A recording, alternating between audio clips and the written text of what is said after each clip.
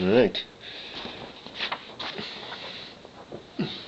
Hi, Vermont history students, and today is the beginning of June and the beginning of the third week of our semester of the 6.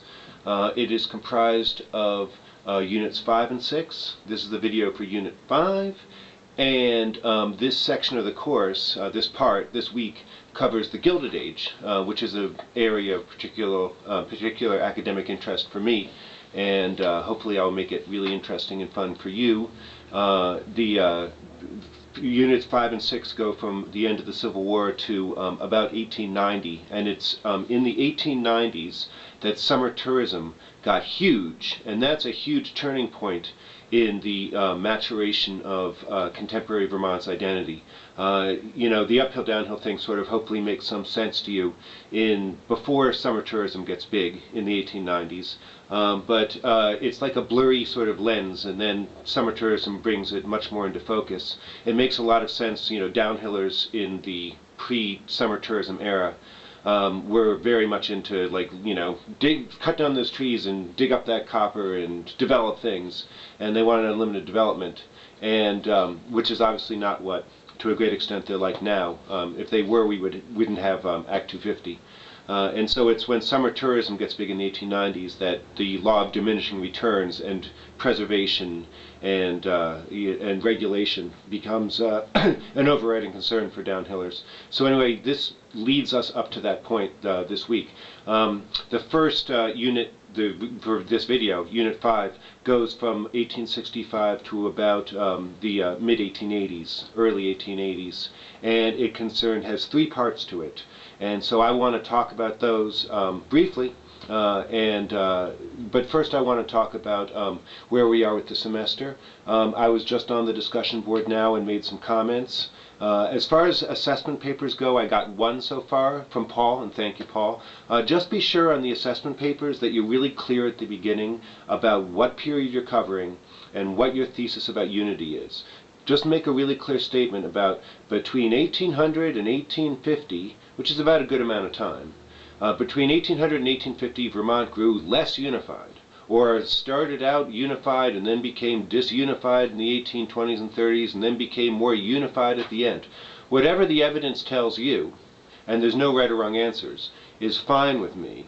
But use some of the articles that I put in the article folder, use some of the, use the textbook, use class notes, and that'll be all you really need. But just be really clear about Vermont was growing more or less unified in what period. And what you're going to do is write 3 papers like this and string them together so it's like telling the whole course like a story. It works out very well. Town meeting, there was only a few respondents, 2 uphillers, Ava and Trevor. You can still please write in and vote, but I decided I would respond to those notices. And I really enjoyed discussion for Unit 4. 4 of you wrote in, and they were really intelligent and interesting things, and you were responding and reading what the other people had to say, listening to each other. So that went really well. So let's keep the momentum going, and tell me what I can do to help. So this unit is about Vermont in the early Gilded Age, and it revolves around the poll question of, the basic question that people asked at the time was, is Vermont in horrible decline, or is Vermont stable? Is Vermont doing just fine? And it was downhillers who thought that rural Vermont was in terrible decline, and uphillers who thought that Vermont was extremely stable. Now, I'm going to illustrate that point for the rest of the semester with this story that I am writing a book about, which is really about how common Vermonters by the late 20th century can't afford to live in Vermont anymore. It's about a town called Landgrove, and it's about this stupid state program they had to plant Swedes to replace departing Yankees because they didn't like French Canadians. And in the end, the town where they ended up, Landgrove, became a tourist town, and the people who they planted there from Sweden couldn't afford to live there anymore. It's a long story. I just want you to know that I'm establishing it and getting it set up at the beginning of this unit. Then it goes into this section that I just mean to illustrate 2 different ways of life, and that's what it was 2 different patterns of life, because what had happened was downhillers had gradually receded from uphill villages.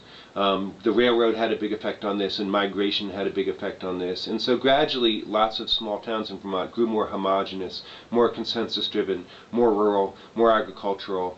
One thing was that the economy became overwhelmingly dairying. And with dairying, you can't make that a huge amount of money. The highs aren't so high, the lows aren't so low. It's a lot of hard work, but it lends itself to diversified agriculture. You have a little bit of this and a little bit of that. So you have lots and lots. The peak number of farms in Vermont was about 33,000, and that was the 1880 census. So there's a lot of small farms out there, small farms well tilled. But small towns were losing population. The single most important determinant of Vermont history is that between about 1830 and the 1970s, over that 140-year period, the big towns got bigger in Vermont, the small towns got smaller, the population stayed about the same, 300-some thousand people. And the fact that small towns were losing population was of great concern to downhillers. And it was of concern to uphillers, too. I mean, in an agricultural community, you want your kids to stay, and the question of how do you keep the kids at home was an overriding question. But there was very different responses to, like, how do you keep the kids at home. Downhillers said what you need to have is lots of education for them so that uphill villages become much more pleasant places to live, whereas uphillers thought they need practical local educations, and the more they know about the outside world, the more likely they will be to move to Boston or Chicago or something like that. So basically uphillers wanted lousy schools, is one way of looking at it. At least that's how downhillers saw it. I illustrate this with two very different people. G.G. Benedict was the editor of the Burlington Free Press. He ran the Agricultural College at UVM, head of the Board of Trustees, was involved in every other club in the state. And he occupied this one world. And this guy, Gramps Abbott, was just a common Vermonter. There's a nice article about him. And you want to look and see all the things that Benedict could do that Abbott couldn't do. But all the things Abbott could do that Benedict couldn't do. Benedict was a member of the Vermont Dairymen's Association, but he didn't know how to milk a cow. He didn't know how to build stone walls or can berries or make maple sugar or weave baskets, all the other things that Gramp Abbott could do. So you're talking about two very different sort of Vermonts. That's part one, okay? And also, I illustrate this also with Valentine, Alonzo Valentine, who's going to run the Swede program, and the Tift family, who's going to intermarry with the Swedes, who are very rural, to put it nicely, people, okay? So the second unit is about social conflict in the era, and since you're UVM students and we're doing UVM material, I thought I'd whip out some UVM material. And what happened was that UVM got the agricultural college that was laid out in the Morrill Act of 1863, whereas most places, New England states, established new colleges. They didn't put the agricultural college in Massachusetts attached to a regular existing college. They put it in Amherst, you know. So what happened was they gave it to UVM, though, and UVM's people, they didn't do anything with the ag college. There was no ag college. And this guy, Zouar Jameson, who was the head of the Vermont State Board of Agriculture and also a big member in the Grange, became very upset about this. It was the big overriding issue for most uphillers in the era. That and railroad regulation, which is much more boring. And so anyway, what happened was Zouar Jameson issued a report for the Grange saying that the Ag College should be separated from UVM and placed in Randolph, which wouldn't have been hard in the early 1870s because there was no Ag College still, 10 years after its founding. And he was, of course, Jameson was on the Board of Agriculture, which you can read about in the textbook, and the governor, whose name was Peck, who was a UVM grad, got this report from the Grange and fired Jameson from the Board of Agriculture. And then Jameson got himself elected to the legislature and became the head of the Agricultural Committee, where he led hearings into whether the Ag College should be separated from UVM, and everyone was mad at each other. And that's kind of like what the early Gilded Age is like, two different patterns of life. To a great extent, they're isolated from each other more than ever. But there is all that conflict about reform, education reform, healthcare reform, taxation, use of land, natural resources, etc. But is that a Vermont that's divided? Is it moving further away from the goal of reconciling freedom and unity, or is that social conflict moving towards reconciling freedom and unity? The last story is meant to make you think about that, and it leads to your discussion question. And it's about the Bennington Battle Monument. This guy, Highland Hall, a Bennington lawyer, really cool guy, interesting guy, in 1827, when he was in his early 30s, he had seen the Bunker Hill Battle Monument go up, 1825, sorry, 50th anniversary of the Battle of Bunker Hill. And he thought it'd be great to have a monument in Bennington for the Battle of Bennington. And so he couldn't get it done. He went on to be a governor and do all these interesting things. And then after the Civil War was over, his wife had died. He was living with his son-in-law. He decided he'd revive this, and he founded the Bennington Battle Monument Association. And the idea was to put a monument up there. He wanted it done by 1877, the 100th anniversary, but other people on the commission decided it would be better to have a centennial celebration, which he didn't want, and turned out to be a total nightmare because it poured rain the whole time and no one knew what was going on. And it was just a big distraction from what Highland Hall wanted, which was the monument.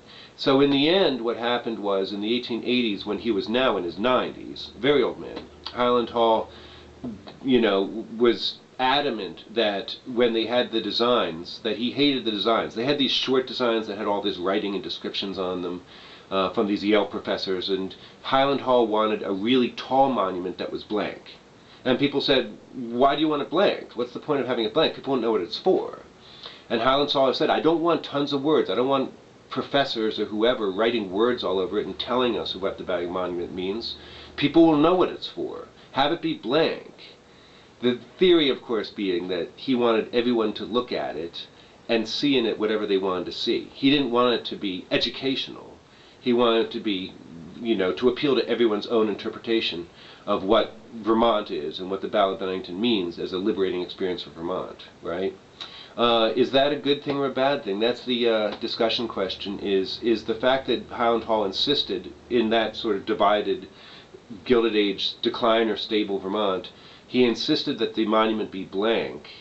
Is that a monument, a tribute to how divided Vermont was at the time, that it's two paths, two different goals? Or is it a monument to the fact that, when it comes down to it, it's really two paths to one goal? Everyone in Vermont ultimately wants freedom and unity to be reconciled. And so they had to leave it blank so that people could unite around it as opposed to